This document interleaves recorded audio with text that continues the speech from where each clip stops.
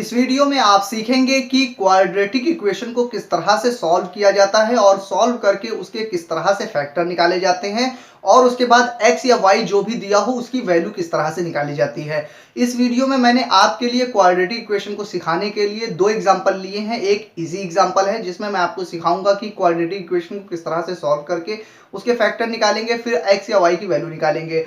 और दूसरा एग्जांपल मैंने आपके लिए रूट वाला लिया है ताकि आपको रूट वाले भी किसी क्वेश्चन में दिक्कत ना हो। तो पहला एग्जांपल देखिए, इसे किस तरह से सॉल्व करते हैं। पहले आप ये समझ लीजिए कि ये जो आपको मैं सिखाने जा रहा हूं इसको पहचानेंगे कैसे कि ये क्वाड्रेटिक इक्वेशन है। क्वाड्रेटिक इक्वेशन की पहचान ये होती है, इसमें x अगर है तो सब में x होगा, y है तो सब में y होगा, ठीक है। लेकिन कहां पर लिखा होगा, कितने बार लिखा होगा, जो भी होगा ABCD या x y z कुछ भी होगा, यहाँ पे सिर्फ x का यूज किया गया है तो उससे कोई मतलब नहीं है। लेकिन अगर x दिया है तो उसकी सबसे ज्यादा पावर 2 होगी, यानी कि 2 होगी। सबसे ज्यादा पावर अगर 2 है तो इसे इंग्लिश में क्वाड्रेटिक इक्वेशन और हिंदी में द्विघात समीकरण कहते हैं। और उसके बाद जो दूसरा टर्म होता है, तो जो अगर यहाँ पर x है तो यहाँ पे भी x होगा, यहाँ y है तो यहाँ भी y होगा, यहाँ z है तो यहाँ भी z, यहाँ a यहाँ तो यहाँ भी a, यानी कि जो भी ABCD का अल्फाबेट होगा वो सेम होगा और उसकी जो सबसे मैक्सिमम पावर होगी वो 2 होगी। इसीलिए इसे क्वाड्रेटिक इक्वेशन कहा जाता है। ये बात आप समझ गए। अब इसको सॉल्व करने से पहले मैं आपको बता दूं कि ये इक्वेशन आपको कहां कहां देखने को मिल सकती है। अगर आप 6, 7, 8, 9, 10th या 11, 12th क्लास में हैं या फिर आप कॉम्पिटिटिव एग्जाम की तैयारी कर रहे हैं तो भी आपको हर जगह ये इक्वेशन देखने को मिलेगी। तो ये बहुत इंपॉर्टेंट अलजेब्रा की इक्वेशन है, इसे आपको समझना बहुत जरूरी है कि किस तरह से इसे सॉल्व किया जाता है। तो यहाँ पर ध्यान से देखिए कि इसे किस तरह से सॉल्व करते हैं। तो इसमें ABCD XYZ जो भी है तो इसकी जब सबसे ज्यादा जो पावर है इसको आप देख लीजिए और उसके बाद जिसमें कोई नंबर लिखा हो और उसके साथ में XY कुछ भी नहीं है उसका और इसका इसमें मल्टीप्लाई करिए, गुणा करिए तो कितना आएगा ये आप चेक कर लीजिए। इसकी कंडीशन पहली होती है, इसको फट से आप तुरंत चेक करेंगे, यानी कि x स्क्वायर लिखेंगे मल्टीप्लाई 20 करेंगे तो ये कितना आ जाएगा, फटाक से 20x स्क्वायर आ जाएगा। यानी कि जब इसका और इसका मल्टीप्लाई करेंगे, इसकी ज्यादा पावर वाले का और बिना x या y वाले के साथ में जो नंबर होता है उसका मल्टीप्लाई करेंगे तो जो नंबर आएगा उसे आप रफ में लिख लेंगे या अपने दिमाग में रख सकते हैं तो रख लेंगे।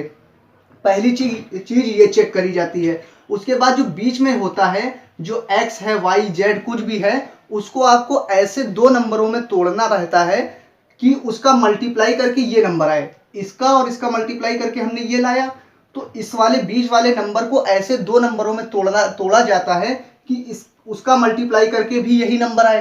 एक कंडीशन ये होती है और दूसरी कंडीशन ये होती है कि इसको तोड़ने के बाद जोड़ा या फिर घटाया जाए तो जितना था उतना ही आ जाए, बस इतनी सी बात होती है। तो अब देखिए हम इसे किस तरह से सॉल्व करेंगे। इन दोनों का मल्टीप्लाई करके साइड में लिख लिया कि 20x स्क्वायर आया है। अब हम इसको करेंगे x स्क्वायर जैसे है वैसे ही लिख देंगे, उसके बाद प्लस लगाए प्लस लगा देंगे। फिर इस बीच वाले को हमें ऐसे दो भागों में तोड़ना है कि इन दोनों का मल्टीप्लाई करके जितना आया था उतना ही आना चाहिए। तो यहाँ x लिखा है तो हम यहाँ लिख ले रहे हैं अपने मन से 5x माइनस 4x। अब देखिए आप यहाँ पे 5 और 4 का मल्टीप्लाई करेंगे तो 20 आएगा। देखिए मल्टीप्लाई करके 20 आया था तो हमने ऐसे दो नंबरों में तोड़ दिया कि मल्टीप्लाई करके उतना ही नंबर आए। और अगर इसे जोड़े या घटाएंगे, इसके आगे माइनस का निशान है, इसके आगे प्लस का निशान है, तो इसको घटाएंगे, इस 5 प्लस में है 4 माइनस में है तो घट जाएगा, फिर एक x बच जाएगा। इसका मतलब हमने इसको एकदम सही तोड़ा है। उसके बाद आगे लिखा है -20, ये -20 लगेंगे बराबर 0। अब इसके आगे माइनस लगाना है, इसके आगे प्लस लगाना है। ये आपको अपने दिमाग से सोचना पड़ेगा कि कौन सा सिंबल यहाँ पर लगाए कि उसको जोड़ने या घटाने पर यही चीज आए और मल्टीप्लाई करने पर जो आया था वो आए। ये आपको अपने दिमाग से सोचना पड़ेगा। अब ये इक्वेशन यहाँ पे कंप्लीट हो गया, दूसरा स्टेप। बस ये दूसरा स्टेप ही मुश्किल होता है, इसको अगर आपने अच्छे से समझ लिया है तो आगे आप इसमें कर लेंगे। अब तीसरा स्टेप इसमें क्या करना होता है, दूसरा, इन दो नंबरों में से आपको ऐसा कुछ नंबर कॉमन लेना है जो यहाँ पे भी हो यहाँ पे भी हो। यहाँ पे x है और यहाँ पे x की पावर 2, यानी कि यहाँ पे 2 बार x लिखा हुआ है तो एक x को हम कॉमन ले लेंगे। x स्क्वायर का मतलब होता है x गुणे x, यानी कि 2 बार x लिखा है, ठीक है। तो यहाँ पे x स्क्वायर है, यहाँ पे 5x है तो एक x इधर एक x इधर, दोनों तरफ से कॉमन ले लेंगे तो एक x बाहर आ जाएगा, अंदर बचेगा x प्लस 5, ठीक है। ब्रैकेट बंद कर देंगे, यानी इतने हिस्से में से हमने x कॉमन ले लिया। अब यहाँ बचा -4x -20। अब इसमें से कुछ ऐसा नंबर हमें कॉमन लेना है कि जो यहाँ पे आया था वही आना चाहिए, आएगा वही चीज, ये देखिएगा आप। तो यहाँ पे हम देखिए माइनस यहाँ लगा हुआ है, यहाँ माइनस लगा हुआ है, तो हम माइनस पहले बाहर लिख लेते हैं। तो दोनों में से माइनस कॉमन ले लिया। उसके बाद 4x है, यहाँ 20 है। 20 का मतलब होता है 4 गुणे 5, ठीक। और इधर 4 लिखा ही हुआ है पहले से, यानी कि इधर 4 गुणे 5 है, इधर 4 है। तो 4 और 4 दोनों तरफ कॉमन है, इसलिए 4 भी हम कॉमन ले लेंगे दोनों में से। तो 4 हमने कॉमन ले लिया, ब्रैकेट में लगा देंगे। इसके आगे से 4 बाहर चला गया, x बचा। माइनस था मगर यहाँ प्लस आ जाएगा, यहाँ 5 बचेगा। यहाँ प्लस क्यों आया ये समझ लीजिए ध्यान से। यहाँ पे माइनस था, यहाँ पे माइनस था, तो हमने दोनों में से माइनस कॉमन ले लिया। तो जब माइनस कोई भी निशान बाहर कॉमन लिया जाता है तो अंदर के निशान बदल जाते हैं, लेकिन अगर सिर्फ माइनस का निशान लेंगे तभी निशान अंदर के चेंज होते हैं। अगर हम बाहर प्लस का निशान लगाते तो कोई भी सिंबल अंदर का चेंज नहीं होता, ठीक है। अगर हम यहाँ प्लस लिख देते तो x के आगे माइनस लगा रहता, 5 के आगे माइनस लगा रहता। लेकिन अगर हमने माइनस का निशान कॉमन लिया है तो अंदर के जो निशान होते हैं, जो सिंबल होते हैं, वो प्लस हो जाते हैं, चेंज हो जाते हैं। अगर माइनस था तो प्लस हो जाएगा, प्लस था तो माइनस हो जाएगा, अगर बाहर हमने माइनस का कॉमन लिया है तो।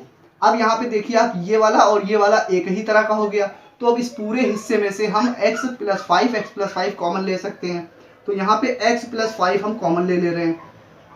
उसके बाद देखिए यहाँ पे क्या बचा, इसके साथ में गुणे में क्या था, x था और ये था, तो ये हिस्सा हमने बाहर निकाल लिया। तो अंदर क्या बचा, केवल x बचा, माइनस बचा, 4 बचा, क्योंकि इसके गुणे में जो था x + 5 वो भी हमने बाहर निकाल लिया। तो एक ब्रैकेट में ये बचा, तो x + 5 एक ब्रैकेट में x - 4, ये इसके गुणनखंड आ गए, ये इसके फैक्टर आ गए। इसे फैक्टर कहिए या गुणनखंड कहिए। इसके बराबर में 0 था तो इसके बराबर में 0 हो जाएगा, इसके बराबर में 0 हो जाएगा, ठीक है। अब अगर दो ब्रैकेट ऐसे लगे हुए हैं, बराबर में 0 है, तो बराबर के इधर हम अगर इस वाले नंबर को ले जाएंगे तो ये नंबर 0 बटे नीचे आ जाएगा, x - 5 हो जाएगा। तो जब 0 बटे कुछ हो जाएगा तो वो भी 0 हो जाएगा, तो इतना बचेगा x बराबर 0, x + 5 बराबर 0 हो जाएगा, क्योंकि ये नंबर हम उधर ले गए तो x 0 बटे ये नंबर हो गया, तो वो 0 ही हो जाएगा। तो x + 5 बराबर 0 हो गया एक बार। और अगर हम ये यहीं पर रहने दें, इसको उधर ले जाएं तो 0 बटे x + 5 नीचे आ जाएगा, तो वो भी 0 हो जाएगा। तो कितना बचेगा, x - 4 बराबर 0। तो x - 4 बराबर 0, यानी कि एक बार x + 5 बराबर 0, एक बार x - 4 बराबर 0। यानी कि आप यहाँ पे ये चीज समझ सकते हैं कि अगर इस तरह से ब्रैकेट में बहुत सारे नंबर लिखे हों, बराबर में 0 लगा हो, तो हर ब्रैकेट बराबर 0 हो जाएगा। जैसे x - 4 बराबर 0, x + 5 बराबर 0, एक और ब्रैकेट होता तो वो भी बराबर 0 हो जाता। अब यहाँ पे एक देखिए बन गया x + 5 बराबर 0, ठीक है। एक ये चीज यहाँ पे बन गई, तो ये इसके आगे प्लस का निशान है, बराबर के उधर ले जाएंगे तो माइनस में हो जाएगा, x बराबर -5 आ जाएगा, ठीक है।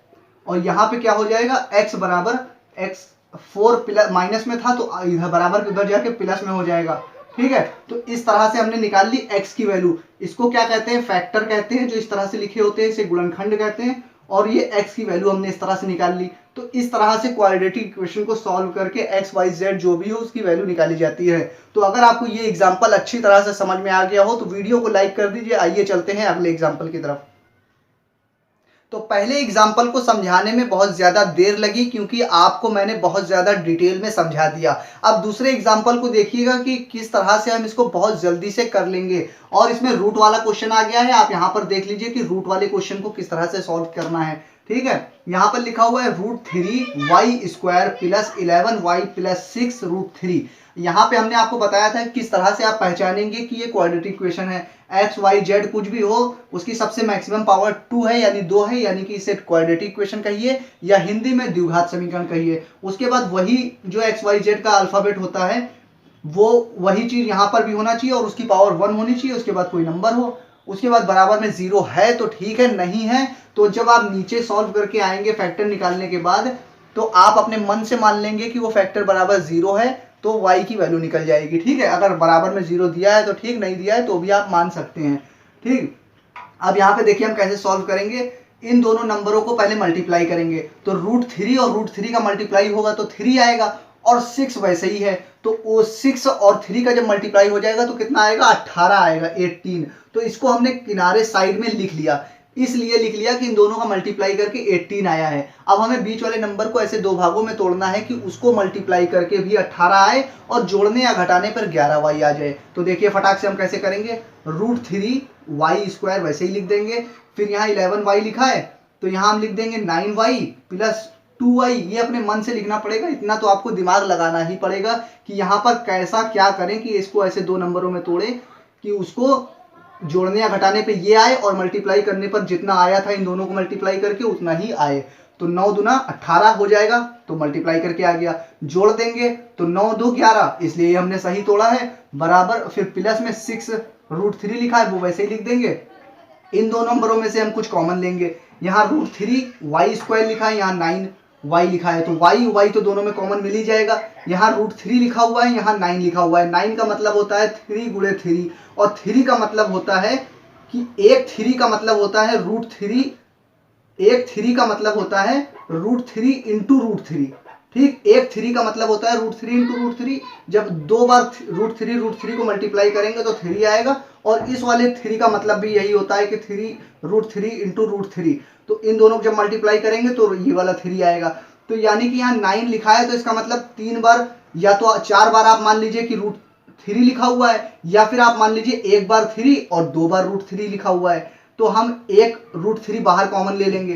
ठीक है, तो एक √3 बाहर कॉमन आ जाएगा, y कॉमन आ जाएगा, अंदर बचेगा √3 बाहर चला गया, y बाहर चला गया, तो y यहाँ बचा। प्लस यहाँ पर 9 लिखा हुआ है, यानी कि 4 बार √3 लिखा हुआ है, या फिर आप मान लीजिए 2 बार √3 और एक बार केवल 3 लिखा हुआ है। तो एक √3 तो बाहर आ गया, तो एक √3 यहाँ बचेगा और 3 बचेगा। तो 3√3 हमने लिख दिया, और y तो कॉमन चला गया इसलिए लिखना नहीं है, ब्रैकेट बंद हो गया। उसके बाद इतने में से क्या कॉमन मिलेगा, यहाँ प्लस का निशान लगाएंगे, उसके बाद 2 को कॉमन ले लेंगे, अंदर बचेगा, 2 बाहर चला गया तो सिर्फ y बचा।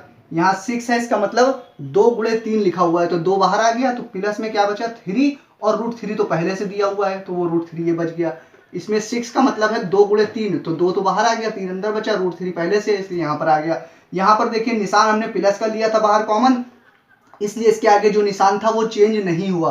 अगर निशान हम बाहर माइनस का कॉमन लेते तो जो अंदर के सिंबल थे प्लस या माइनस के वो आपस में चेंज हो जाते, प्लस होता तो माइनस हो जाता, माइनस होता तो प्लस हो जाता। लेकिन बाहर हमने कॉमन लिया है प्लस का, इसलिए कोई फर्क नहीं पड़ा। यहाँ पर देखिए ये वाला और ये वाला दोनों टर्म सेम है, तो इसको हम पूरे में से कॉमन ले लेंगे, y प्लस 3√3 हो जाएगा, ब्रैकेट बंद हो जाएगा।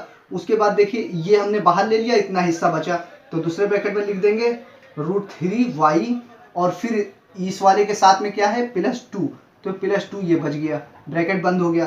तो ये आ गए फैक्टर इस वाले इक्वेशन के। अगर आपको निकालना है y की वैल्यू तो आप अपने मन से मान लीजिए कि बराबर में 0 लिखा हुआ है, तो एक फैक्टर बराबर 0 एक बार हो जाएगा, दूसरा फैक्टर बराबर एक बार 0 हो जाएगा, तो y की वैल्यू निकाल लेंगे।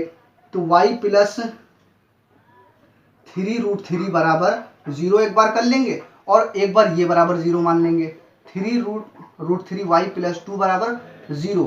अब यहाँ देखिए y प्लस 3√3 है बराबर 0, इसके आगे प्लस का निशान है, बराबर के उधर जाके हो जाएगा माइनस में, तो y बराबर -3√3 एक वैल्यू ये आ जाएगी y की। और दोबारा यहाँ पे हम जब इसको बराबर करेंगे तो यहाँ पे y बराबर हो जाएगा, इसके आगे प्लस का निशान है, उधर जाके -2 हो जाएगा। ये मल्टीप्लाई में है 3, बराबर के उधर जब जाएगा तो ये बटे में आ जाएगा 3। तो इस तरह से y की दो वैल्यू हमने इस तरह से निकाल ली। जब क्वाड्रेटिक इक्वेशन की बात होती है, इसकी पावर 2 है तो इसका मतलब है इसकी दो वैल्यू आएगी। अगर मैक्सिमम पावर 3 होती तो इसका मतलब होता है इसकी पावर 3 आएगी। और अगर इस तरह कोई भी इक्वेशन हो और उसकी पावर मैक्सिमम अगर 4 है तो उसका मतलब उसकी जो वैल्यू आएगी उसकी वैल्यू 4 आएगी। जो भी फैक्टर होगा एक्स वाई के जो भी टर्म होंगे उसकी उतनी वैल्यू आएगी।